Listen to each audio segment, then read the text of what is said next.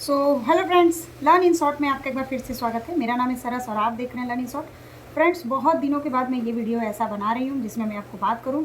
मैंने अभी आपको एसएसटी के कुछ क्वेश्चन प्रोवाइड किए थे जो पीवाईक्यू फॉर्म में थे। अगर आपने उसको नहीं देखा तो ज़रूर देखिएगा। जो भी मेरा ये वीडियो देखेंगे वो वीडियो आपके लिए बहुत ज़्यादा हेल्पफुल होगा।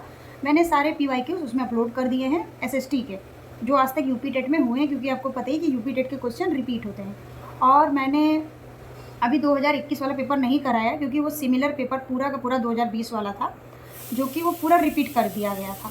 तो इसीलिए मैंने वो पेपर अभी नहीं कराया। अब मैं आपको करवाऊंगी ईवीएस और पेडागोजी अपना हिंदी, फिर हम लोग करेंगे, फिर टाइम मिलेगा तो इंग्लिश वगैरह भी कवर कर लेंगे। तो आपको मेरे थंबनेल से पता ही चल गया होगा कि मैं आपसे क्या बात करने वाली हूँ।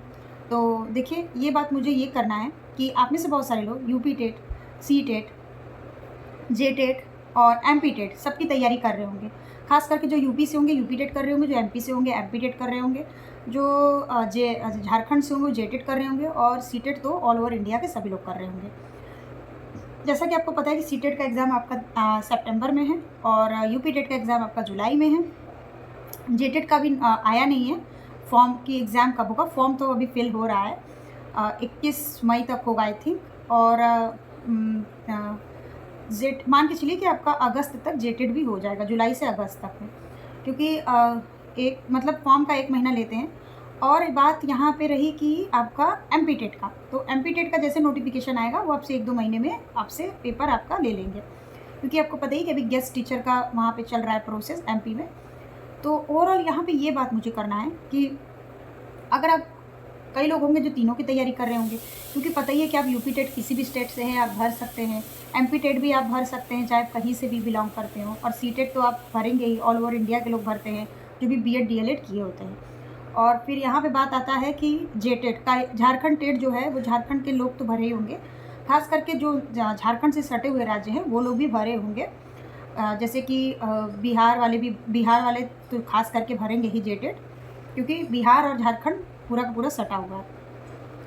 तो कुछ स्टेट ऐसे होते हैं जैसे कि वहाँ का टेट वो वहीं का टेट मान्य कराते हैं, जैसे कि जे टेट हो गया, एमपी टेट हो गया, आपका रीट हो गया, जो रीट पेपर 1 पेपर 2 होता है।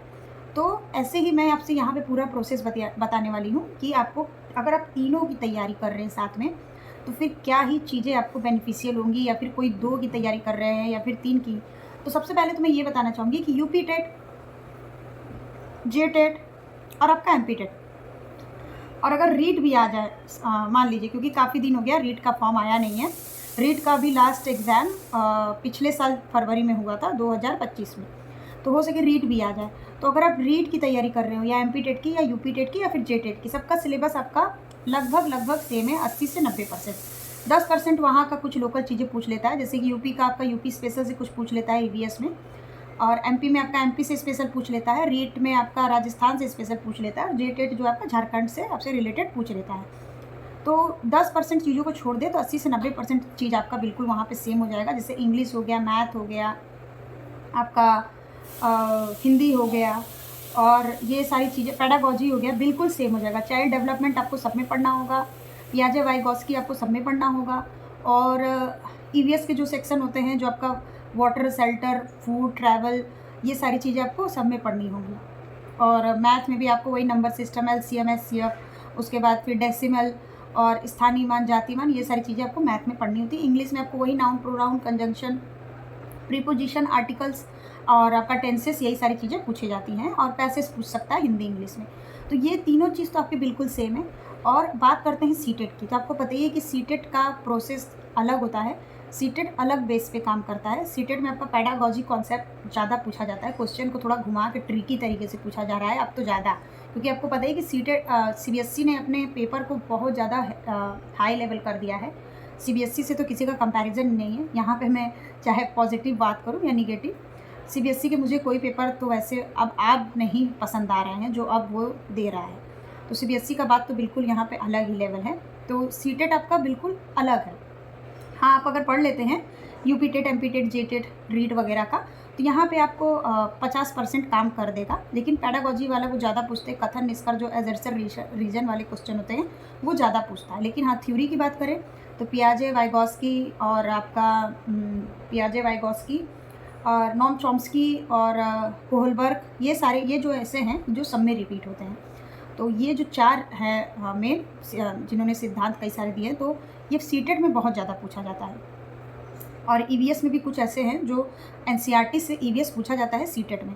तो अगर आप सबकी तैयारी कर रहे हैं तो फिर आप यूपी टेट, एमपी टेट और आपका रीट हो गया, चाहे फिर आपका जेटेट हो गया, ये सब एक ही है, क्योंकि ये मान्यता होता है, मतलब कि आपका एक एलिजिबिलिटी टेस्ट होता है, तो उसमें फिर आपको उसी हिसाब से पढ़ना होता है। और सीटेट में क्या है कि सीटेट बहुत ज़्यादा अभी थोड़ा डीपली क्वेश्चन बना रहा है, जैसे कि थोड़ा क्वेश्चन को लॉन्ग कर देता है कि आप 2 आंसर हटा दें तो 2 में कन्फ्यूज़ हो जाएँ।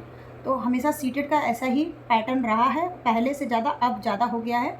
ये मैं देख रही हूँ जो सीटेट का अभी लास्ट जो सीबीटी से फिर से ये ओएमआर पे आए हैं, तब से इन्होंने ज़्यादा पैटर्न को हेर-फेर किया है।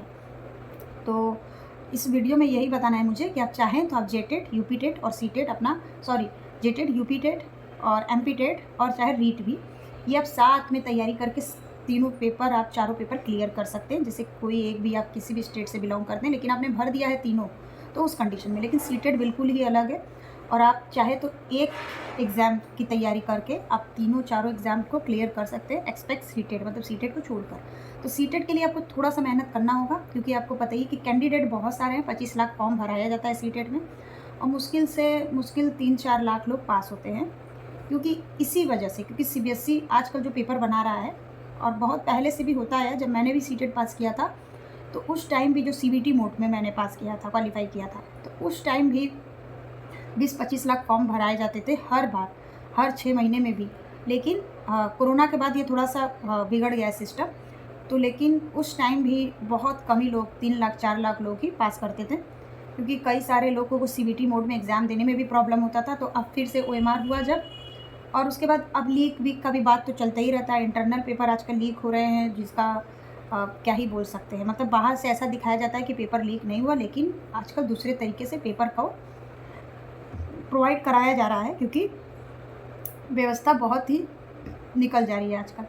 तो इस वीडियो में मुझे यही बताना था कि आप चाहें तो UP TET, MP TET, JTET, REET, ये इसका पेपर आप बहुत आसानी से तैयारी कर सकते हैं। जुलाई में आपका यूपी टेट हो जाएगा, और मे भी कि आपका मई के लास्ट तक या जून में एमपी टेट का फॉर्म आ जाए, वर्ग 2 और वर्ग 3 का, और उसके बाद फिर उसका एग्ज़ाम भी आपका अगस्त या सितंबर तक हो जाएगा। क्योंकि 2024 में अगस्त या जुलाई में एमपी टेट का फॉर्म आया था, और नवंबर में उन्होंने एग्ज़ाम कंडक्ट कराया था, जो कि सीबीटी मोड पे होता है, और आपको डायरेक्ट स्क्रीन पे तुरंत आपका स्कोर दिख जाता है। तो एक पेपर के तैयारी से आपका चारों पेपर क्लियर हो जाएगा। सीटेट में आपको अपना एफर्ट लगाना होगा, जैसे कि सीटेट आपका क्लियर हो जाए, और यूपी टेट, जेटेट और एमपी टेट और रीट के लिए आपको सिर्फ एक ही पैटर्न पे पढ़ना होगा। अगर जो भी आप ये वीडियो देखेंगे, आप मुझसे पूछना चाहेंगे कि एक ऐसा कौन सा बुक लें जिससे चारों एग्ज़ाम क्लियर हो जाए, और पीवाईक्यू फॉर्म में क्या पढ़े, तो वो मैं ज़रूर बताऊँगी। अगर आपको ये सजेशन चाहिए होगा तो ज़रूर कमेंट करिएगा। अदरवाइज़ मैं पीवाईक्यू सीरीज़ अभी और भी चलाऊँगी। मैं अभी पेडागॉजी वगैरह कराऊँगी, प्राइमरी के पेपर कराऊँगी, और अपर प्राइमरी के भी पेपर कराऊँगी। तो फ्रेंड्स, ओवरऑल इस वीडियो में इतना ही था। मिलते हैं नेक्स्ट वीडियो में नए इन्फॉर्मेशन के साथ। तब तक के लिए बाय बाय। वीडियो पसंद आए तो लाइक करिए, चैनल को सब्सक्राइब करिए, और अपने दोस्तों के साथ शेयर करिए। और कोई आपका सवाल हो तो ज़रूर कमेंट करिएगा, मैं इससे रिलेटेड वीडियो बना दूँगी। तब तक के लिए बाय बाय।